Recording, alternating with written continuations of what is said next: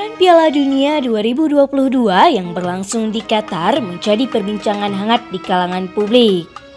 Pasalnya, Qatar merupakan satu-satunya negara di kawasan Timur Tengah yang terpilih sebagai tuan rumah Piala Dunia 2022 dengan perhelatan biaya termahal sepanjang sejarah. Lantas, apa yang menyebabkan negara Qatar menjadi rising star di Timur Tengah? Dan bagaimana perekonomian negara tersebut dijalankan? Mari kita telusuri sejarah negara Qatar.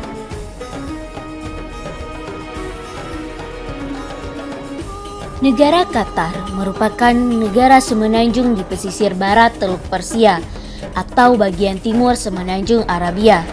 Di utara dan timur berbatasan dengan Teluk Persia, di barat berbatasan dengan Teluk Bahrain, dan di selatan berbatasan dengan Arab Saudi. Adanya Teluk Persia inilah yang memisahkan Qatar dengan negara Bahrain dan negara-negara di semenanjung Arab seperti Kuwait dan Uni Emirat Arab. Qatar termasuk dalam deretan negara terkecil dari sisi jumlah penduduk dan wilayah. Tercatat ada sekitar 2,9 juta jiwa warga negara yang mendiami daratan ini. Penduduk Qatar pada umumnya terdiri atas bangsa Arab dan Persia, selebihnya Pakistan dan bangsa lain. Penduduk negara Qatar menganut agama Islam sebanyak 92,4%. Menurut konstitusi Qatar, syariat adalah sumber semua hukum negara Qatar. Dalam praktiknya, sistem hukum Qatar merupakan campuran antara hukum sipil dan hukum syariat. Bahasa resmi yang digunakan oleh masyarakat Qatar adalah bahasa Arab. Dan ibu kota negara Qatar yaitu Doha. Adapun mata uangnya bernama Rial Qatar.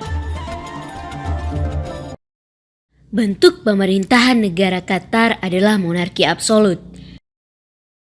Monarki absolut merupakan sistem pemerintahan di mana raja adalah penguasa sekaligus penentu kebijakan mutlak. Sejak tahun 2013, negara Qatar telah diperintah oleh Sheikh Tamim bin Hamad bin Khalifa Al Thani. Pada tahun 2014, wilayah Qatar terbagi atas 7 daerah administratif. Di antaranya Madinat Asy-Syamal, Al-Khor, Salal, Al-Dain, Ar-Rayyan, Doha, dan Al-Waqrah.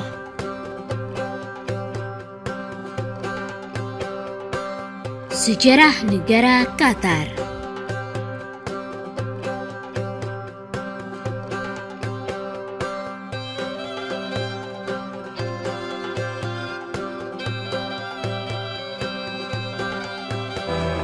Pada tahun 1546, Qatar berada di bawah kekuasaan dinasti Turki Utsmani, tepatnya pada masa Sultan Sulaiman Al-Qanuni.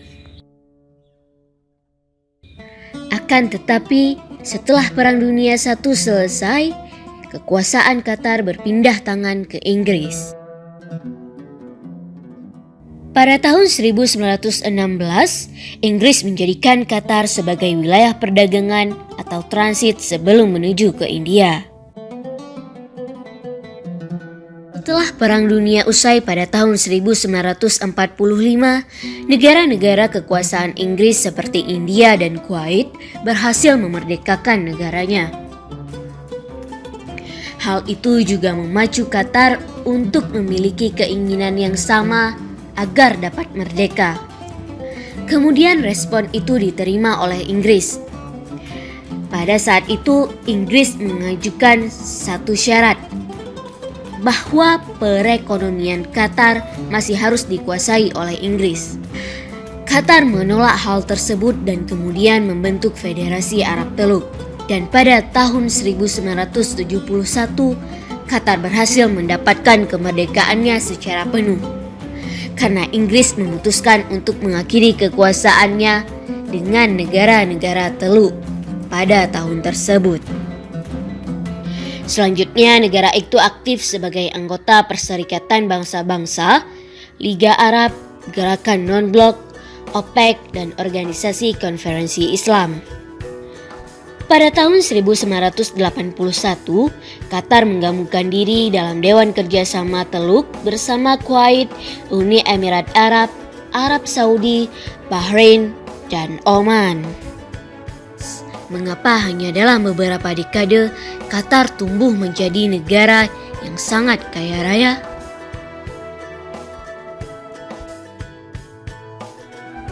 Terdapat sejumlah alasan kenapa Qatar disebut sebagai negara kaya raya hingga memiliki pendapatan per kapita negara sebesar 61.276 US dollar atau setara 960 juta rupiah pada tahun 2021. Pertama, cadangan minyak dan gas bumi yang melimpah.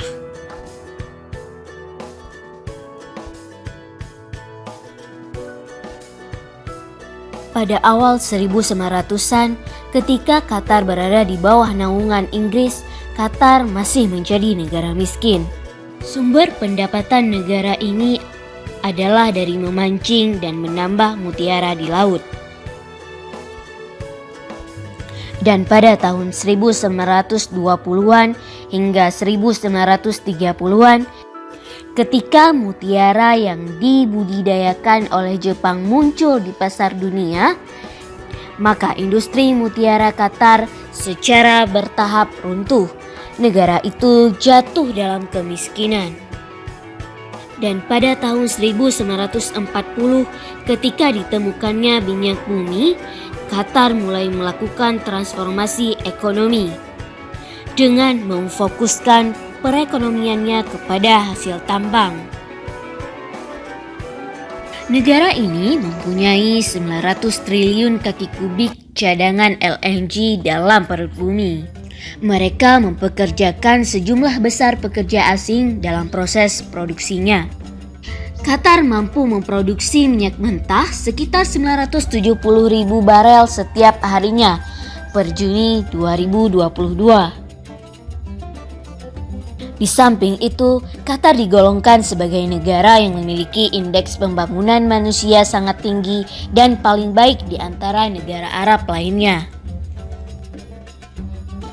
Pendirian Taman Sains dan Teknologi Qatar adalah salah satu tonggak terpenting menjadikan pendidikan di Qatar sebagai tempat pendidikan kelas dunia dan mempersiapkan penduduk Qatar untuk menduduki posisi-posisi yang sebelumnya diduduki oleh ekspatriat.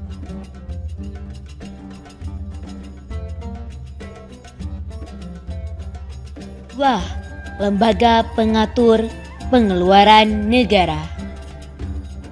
Qatar memiliki lembaga khusus yang bertanggung jawab mengelola keuangan negara.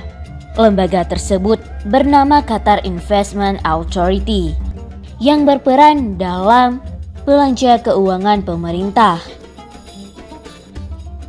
Selain itu, juga terdapat lembaga Qatar Financial Center.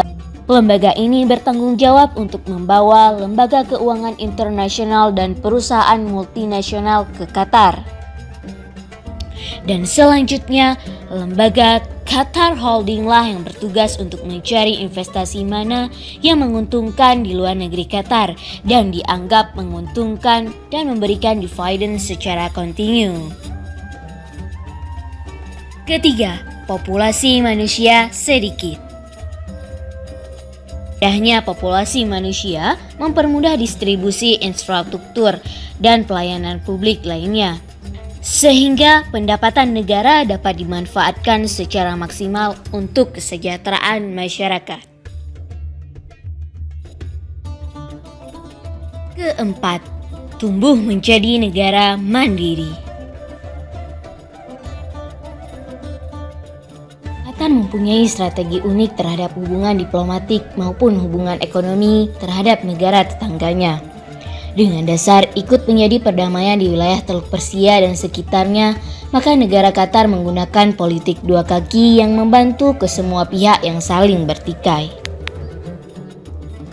Qatar telah merancang program pembangunan pelabuhan Hamad dan diharapkan pelabuhan ini menjadi pintu masuk perdagangan global.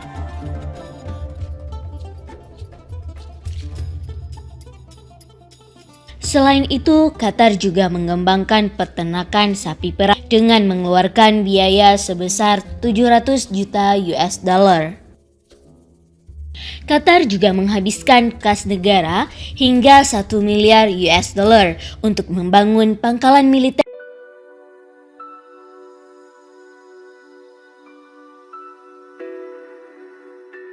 Qatar memiliki sistem komunikasi yang modern di Doha. Perusahaan telekomunikasi resmi di Qatar adalah QTEL dan Vodafone. Stasiun televisi Al Jazeera juga berasal dari Qatar. Sabtu, 19 November 2022, Qatar menggelar Piala Dunia 2022. Pada perhelatan ini, Qatar telah menginvestasikan begitu banyak dana sebagai tuan rumah Piala Dunia dengan biaya termahal sepanjang sejarah sejak pertama kali ajang itu digelar pada tahun 1930. Selain itu, Qatar juga begitu banyak berbenah menjelang pelaksanaan Piala Dunia 2022.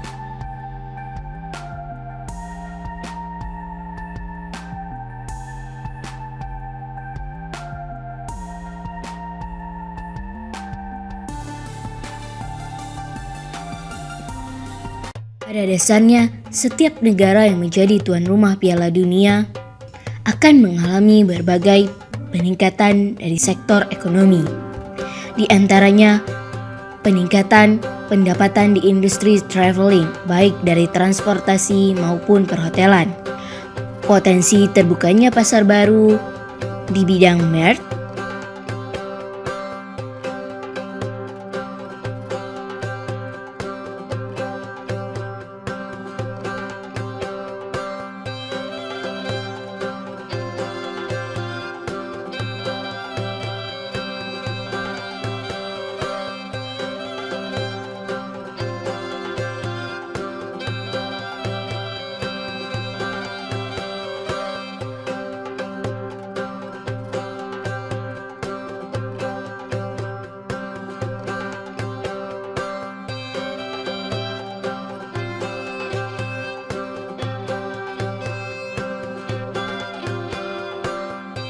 Sampai saat ini, Qatar menjadi salah satu negara Arab terkaya di dunia melalui sumber pendapatan negara dari hasil pengelolaan minyak bumi dan gas alam.